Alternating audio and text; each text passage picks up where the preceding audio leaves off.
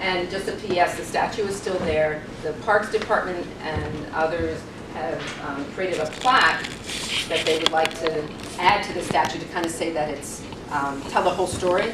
And the local people who organized against this, having the statue removed actually have suggested that that putting the plaque, and especially putting the plaque, I'm sorry, I don't have an image of the full statue, but they wanted to put the plaque kind of down here, and folks objected, saying that that would be like putting the story of these women at his feet, like he'd be standing on top of them, and that offended them. So it's kind of back to the drawing board, and a push for them to remove the statue maybe to his burial place, which is somewhere in Brooklyn, and to also give them their proper recognition, a statue of their own, perhaps. That would be a monument to the scores of women who were impacted by these practices.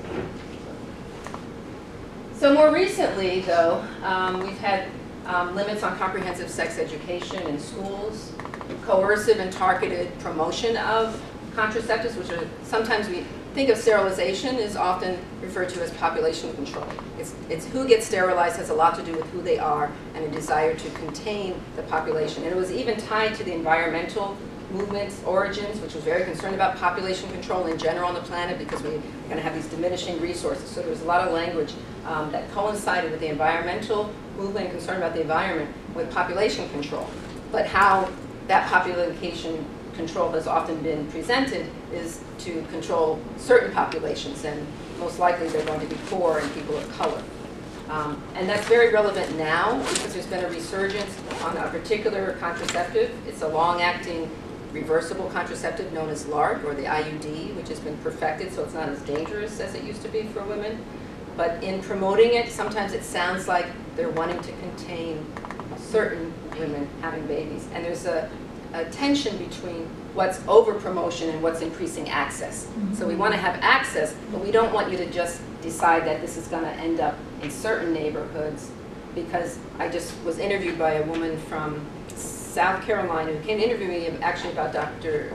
Marion J. Sims, and she told me that as a white woman who recently had a child and wanted an IUD, the doctor told her no. As if, like, sometimes white women are denied it because it's desired that they keep producing. And that has a lot to do with the fact that I argue the number of people of color in this country is still going to be the majority. We know that. It's projected for 20, we're just around the corner. That is this new push for contraceptives and containing of certain populations have a lot to do with not a diminishing white majority in this country. Something to think about. Restrictions on abortion, and they are numerous, and they've been increasing tenfold for many decades, not just recently under the current administration. But we got to go back to the beginning with Roe v. Wade. So with Roe v. Wade, there was, people tend to think that is the benchmark for, access to reproductive freedom, right? Having access to abortion was a form of, and the birth control pill was a form of reproductive freedom. How many people have heard of the Hyde Amendment? And no one, well, people from Planned Parenthood, hold your hands. But not that many. I saw 2 hands out of the whole group. What is the Hyde Amendment? It is restricting using federal funds to, I'm probably not getting it exactly right, but to organizations that provide abortion. Do you want to add anything in front of you? No, both sides, yeah. Pardon? Isn't that, yeah, the same Okay. thing. All right. So restricting federal funds being used to pay for abortion. So who does that involve? Anyone? Healthcare providers. No, it's actually the person. Oh. So, Yeah. so who doesn't have access if federal funds are used? Yes. Anyone who would be using like a clinic, a free clinic, or Planned Parenthood, or the Door, anywhere that would be giving to lower income individuals. Right. So the federal funds come through a program called Title X, and then there's also, which funds the healthcare services of Planned Parenthood and other groups as well, but mostly Planned Parenthood because they're a huge provider.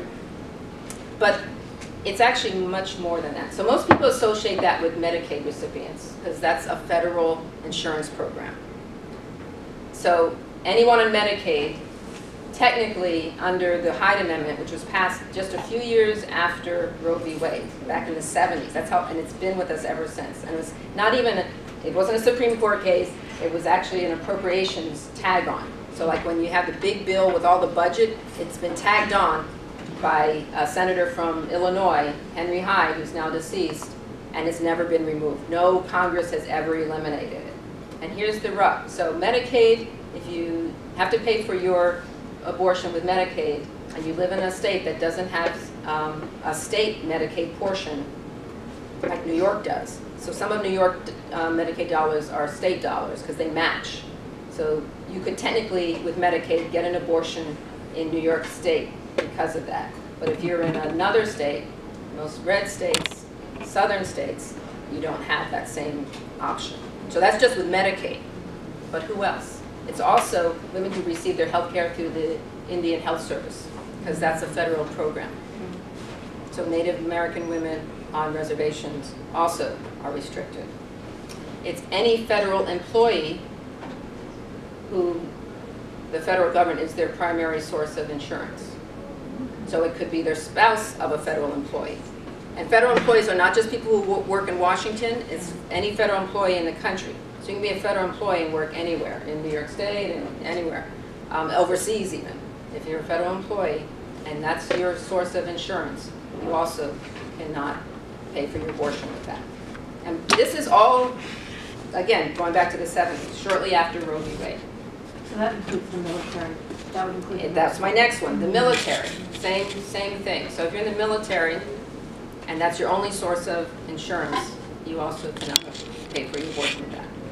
And then when ACA, the Affordable Care Act, was passed, many of us went to Washington to rally for that to be kind of taken care of by the ACA. And it was the one thing that got, compromised, if you will, in sealing the deal, so that it retained the provisions of the Hyde Amendment even with the Affordable Care Act. So when you say increasing access, who's excluded? These groups I mentioned. Poor women,